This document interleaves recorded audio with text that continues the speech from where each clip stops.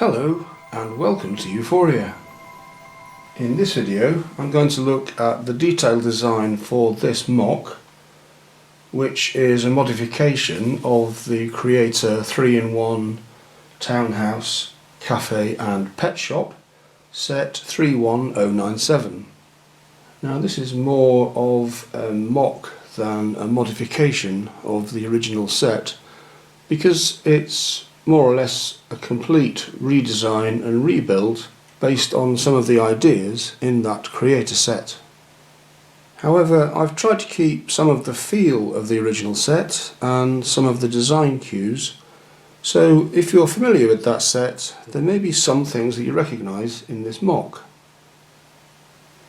As you can see from my previous videos about this MOC, it's two separate buildings on the same 32 by 32 baseplate. You can see how I developed the idea and the layout and the structural design of these buildings in the previous videos in this playlist.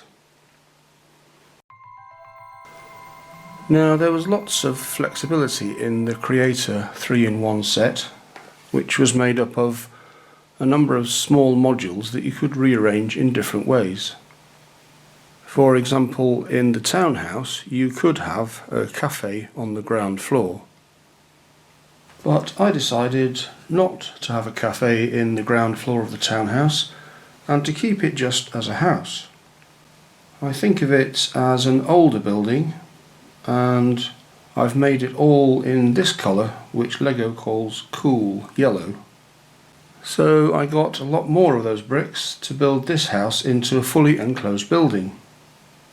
It still has two floors like the original, but you can see it's quite a lot bigger, and it now has proper walls and a roof.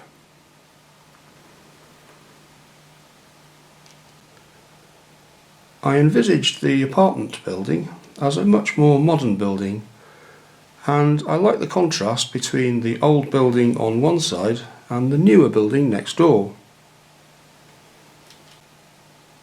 I'm not sure who gave the apartment building planning permission, because as often happens, the modern building kind of crowds out the older building. So in this video I'm going to concentrate on looking at the details of the apartment building. It's on a footprint of 20 studs by 12 studs, and as you can see, it's on 3 stories. On the ground floor there's room for a shop, which is now being used as a cafe. There's an apartment above the cafe on the first floor and second floor, with the living area being on the first floor and the bedroom on the second floor.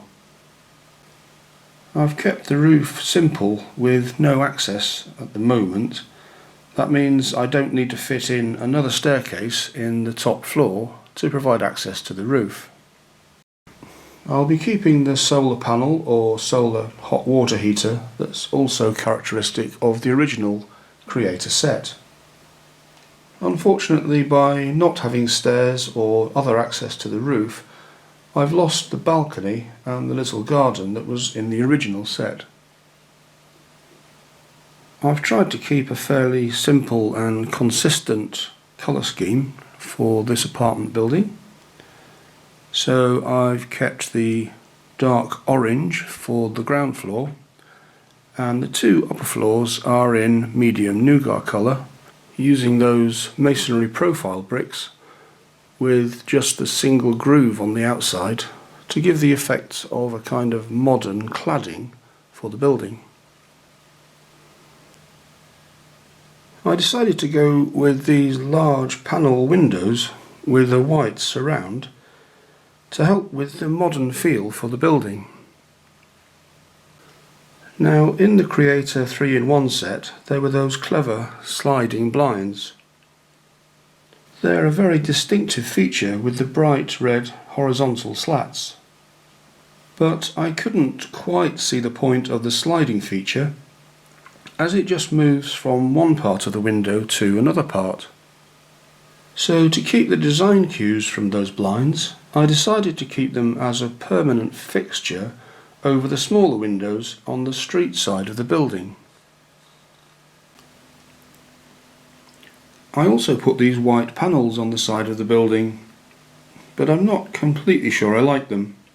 I put them in originally to save on using the masonry profile bricks, using some other bricks that I got from the Lego pick-a-brick wall, but I'm not sure I like the effect too much, so I may swap them out again.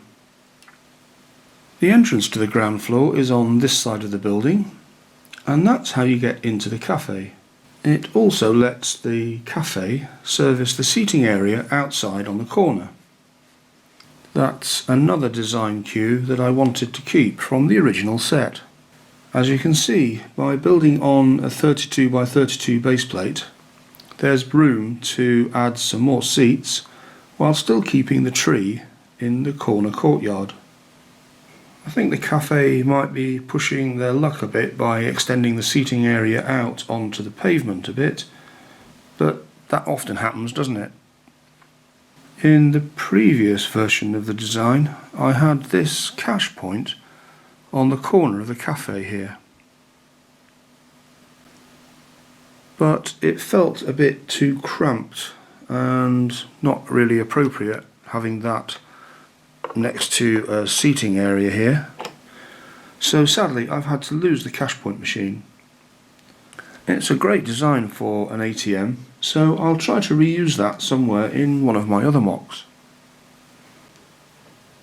Above the big window to the cafe, I've put a kind of 3D cafe sign with two cups to indicate the cafe inside, and next to that is the entrance to the apartment upstairs. I put a different door here with these 3 panels of trans black glass, and the door opens to reveal the staircase inside leading to the apartment on the upper floors. Round the back is the kitchen area for the cafe, or it would be a storage area if it was a shop, and there's room for a rear entrance here so that the staff can get into the back of the cafe. The colour of this wall doesn't matter too much because it's going to be next to another modular building, but I do need some more dark orange bricks just to finish off this side of the kitchen. So let's have a look at some of the details on the ground floor. The main part of the ground floor is the cafe. Here it is with its tables and seating. I've made it very bright colours, so it's a happy place to get a drink and a snack. There's a big picture or mural on the main wall. Obviously this is the side that joins onto the townhouse, so there are no windows. On the other wall I've put a menu sign. That's from the Central Perk set, but this isn't meant to be the Central Perk coffee shop. You can see I've kept the original lighting, and actually I've converted one of these pieces that was a red plant pot in the original set into another light. And in the corner I'll put a counter or a display unit for cakes and pastries and so on. And I do need to complete the tiling of the floor. This is the dividing wall that separates the cafe part of the building from the staircase leading to the apartment on the upper floor, which obviously needs to be kept separate. This side of the building will connect to another modular building, and here are the 2 connection points. So obviously there are no windows on this side of the building. Round the back is the kitchen or food preparation area, but I'm still working on the details for that area. In the structural design I made this area 10 studs wide by 8 studs deep, but I felt it was cramping the townhouse rear entrance too much, so I reduced the size of the kitchen area down to 6 studs. It's pretty cramped and dark in there, so I've added a little work light on the wall. It's going to have a flat roof, so maybe I could put some kind of roof light in. Round the top of the walls I've added the usual tiling so that the building can be easily separated into floors. Now I'll move on to the first floor. It's surprising how much room is taken up by the stairway coming up from the ground floor, especially in this case with the building only being 12 studs deep. It's difficult to get a staircase up to the right height in just 12 studs, so I had to make it go round the corner. The staircase takes you to the first floor, which is the living area for the apartment. I played around with the layout for the living area. I wanted to keep the original furniture, again as a nod to the original set, and I also wanted to add a kitchen for the apartment. So I put the sofa in this position, with the TV or entertainment unit over here. Then the occupants can look out of both windows while still watching TV. I also built a kitchen into this corner. There's several units, including an oven and a sink, and an extractor fan with ducting to take the cooking fumes to the outside. I also made a simple refrigerator to go with the kitchen, which fits in here. At the end of the living area is the staircase to the top floor. I did try to use one of the staircase pieces, but it just wouldn't fit and still allow room to get round at the bottom and at the top. But I did want to keep an open feel to the staircase, as this is meant to be a modern building, so I built a kind of floating staircase that's supported by the wall on one side. And I might change the tan plates that I've used for this staircase out for white ones when I can get some. Again, the staircase goes around a corner to get to the top floor. So now let's look at the second floor.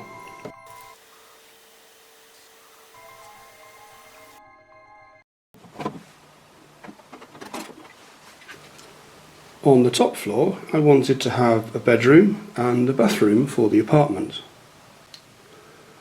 Putting the bedroom here gives lots of room for a large bed and the bedroom furniture, and putting the bathroom in this corner really works because that's where the blinds really come into their own, as they provide privacy for the bathroom while still letting it have a window.